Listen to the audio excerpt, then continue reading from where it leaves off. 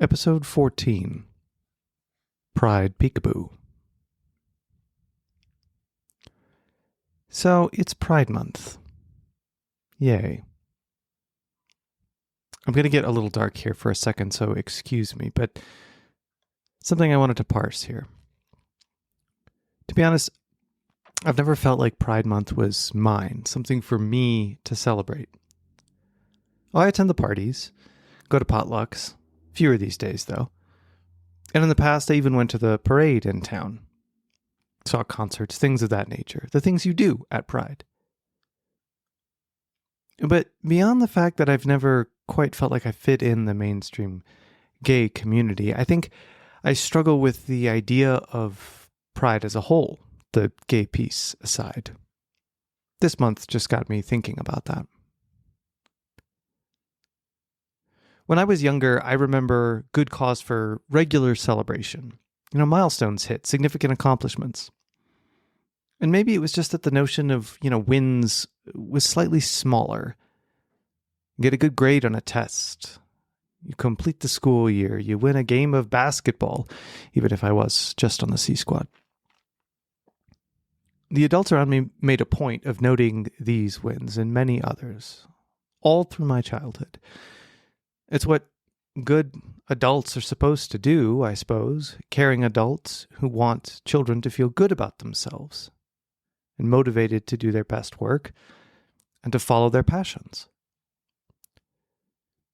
I remember being proud of making it into the honor society, of being cast as a lead in a high school play, of being salutatorian, all of these things that I look back on now, and they were so pivotal, so monumental at the time. And given the context of my life and where I've gone and what I've done, have they played a big role? Arguably not. And as I have grown older, accomplishments seem less defined, I guess. Perhaps even less frequent. And even as I acknowledge that life has become more difficult, as it does when you grow into adulthood, more responsibilities, more pressure, less time, what I acknowledge, not really celebrate, is, and I know this is going to sound ridiculous, but is survival. I make it day to day, week to week. I celebrate Friday, air quotes, another week in the books, hopefully without crisis or catastrophe. And I know I'm not the only one. My Instagram reels, Facebook feed, they're littered with these memes, these posts about Friday celebrations. There's a whole account dedicated to this with hundreds of thousands of followers. More than one, I'm sure. I'm not the only one in this boat. And, like many others, with a small remainder of time and energy that I have left to myself in the evenings, on the weekends, most of it is allotted to recuperation, quiet downtime to recover myself. And I don't know about you, but none of this seems like something I should be proud of. There's a bigger piece to this too. The world, as we know it right now, is aching. Politics is a god-awful mess at best, and the corrupt, soul-sucking center of government at worst. Mother Nature, meanwhile, is rearing her head, rightfully paying us back for centuries of abuse. Socioeconomic schisms continue to grow. It's becoming harder to live the dream, or to even dream at all. Maybe as an adult, I'm just more aware of these things. Maybe these were things that my parents faced in some way, shape, or form. Or maybe things truly are worse now than they once were. And when you add in the pressures of day-to-day life, it's easy to get overwhelmed. It's easy to see the dark side of, just about everything. How do we claim a sense of pride in this environment? I mean, what does that even mean? I've heard some advocates say of this celebratory weekend specifically that pride is not so much a thing we express a few days or a month out of the year, but a way in which we honor our true selves in the day-to-day, regardless of what prejudice and hatred we may face.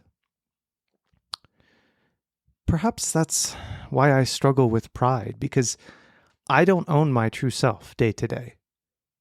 I struggle to know who I am, what drives me, and what I want. I'm not the only one. This is commonplace among my peer circle, among my friends. And it's because, in part, that we spend most of our energies surviving. Who has time to know themselves when the basic needs must be addressed? Now, look, I know part of this is simply me, my overthinking nature, my self-flagellation. Not everyone is that way. And I have a tendency to go down the devil's rabbit hole, as it were. But I also acknowledged, if I'm able to take a step back, that part of this is just our reality right now. So the better question seems to be not what accomplishments can I own and celebrate? How can I be more intentional about doing that? No, there's no dais for me to stand on here, no trophies for me to collect.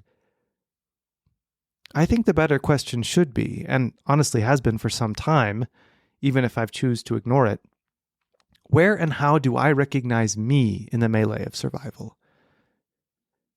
Because when I can do that, maybe that simmering undercurrent of pride will be something I can own. But until then, I have to say it will be a bit foreign to me. The parties, the potlucks, the naked men, and endless bottles of vodka, mostly just distractions, until the necessities of life call me back and I spend my energies on surviving again.